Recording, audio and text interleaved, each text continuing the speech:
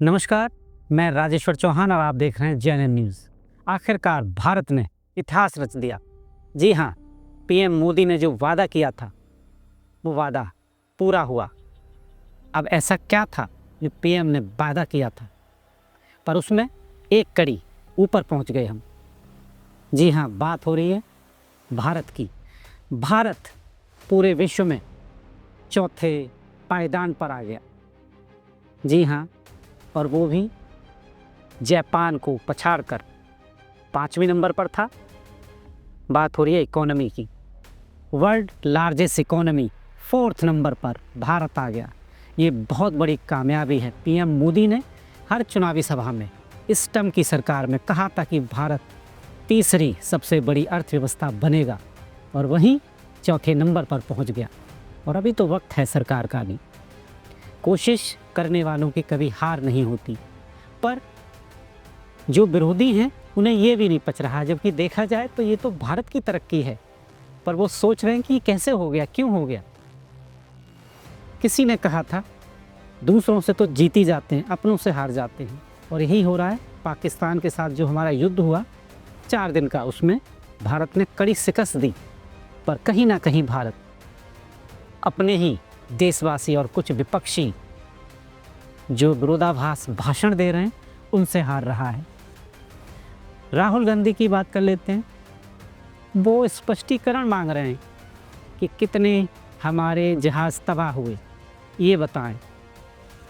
उन्हें सोचना चाहिए और ये एनालाइज करना चाहिए, क्या उन्होंने हमारे सेना अधिकारियों की वो वार्ता नहीं सुनी जिसमें हर रोज़ वो स्पष्टीकरण दे रहे थे कि क्या क्या हुआ है। उन्होंने साफ कहा था कि हमारा कोई जहाज वहाँ पर दुर्घटनाग्रस्त नहीं हुआ, सारे पायलट सुरक्षित हैं। पर अपोजिशन मानता नहीं। इसमें एक हकीकत ये भी है, जानते वो भी हैं कि बहुत बड़ा काम कर दिया इस सरकार ने। इंदिरा गांधी के बाद 1971 में जो हुआ था उसके बाद अगर किया है तो पीएम मोदी ने किया है। और ये विश्व में पहली बार है जो देश परमाणु क्षमताओं से पूरा देश है, यानी पाकिस्तान, उस देश पर युद्ध किया, उस देश पे हमला किया और उस देश के अंदर घुसकर मारा। युद्ध खत्म हो गया है, ऑपरेशन सिंदूर अभी जारी है, विराम पर है, पर राजनीति पूरी गर्म है भारत की। वो पचा नहीं पा रहे हैं कि पीएम मोदी ने इतना बड़ा काम कर दिया, और वो ये भी जानते हैं कि इसका श्रेय चुनावों में तो मिलेगा ही। ऑफिशियल सी बात है, जो अच्छा काम करेगा जनता उसे चुनती है। आपको याद होगा बालाकोट स्ट्राइक, जब भी सेना से सवाल नहीं, उन्होंने सबूत मांगे थे। क्या वाकई ऐसा हुआ है? ये पीएम मोदी और बीजेपी का विरोध करते करते भारत का विरोध करते हैं। क्या वाकई ये सही है? ये सही कॉन्स्टिट्यूशन की तरफ बढ़ रहे हैं हम?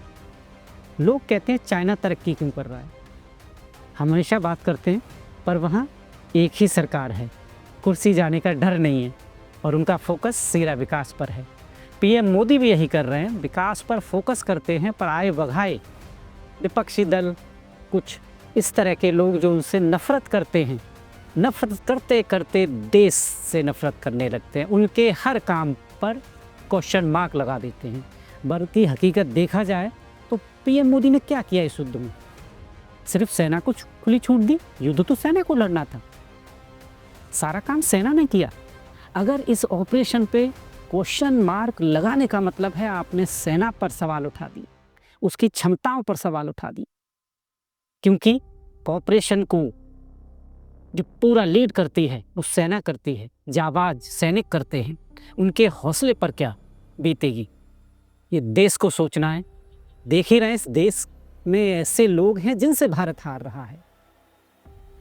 पाकिस्तान से जीतने के बाद भी हार रहा है भारत। कितने जासूस पकड़े गए, स्वाति मल्होत्रा से लेकर ना जाने कितने, जो कुछ पैसों के लिए अपने देश के साथ गद्दारी कर रहे हैं।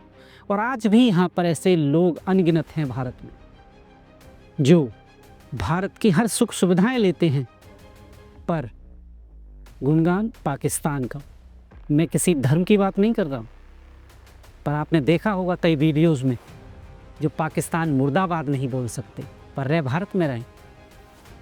और ये युद्ध जो था, ये लड़ाई जो थी हमारी सिर्फ और सिर्फ पाकिस्तान के लोगों के साथ नहीं थी, ये तो टेररिज्म के साथ थी।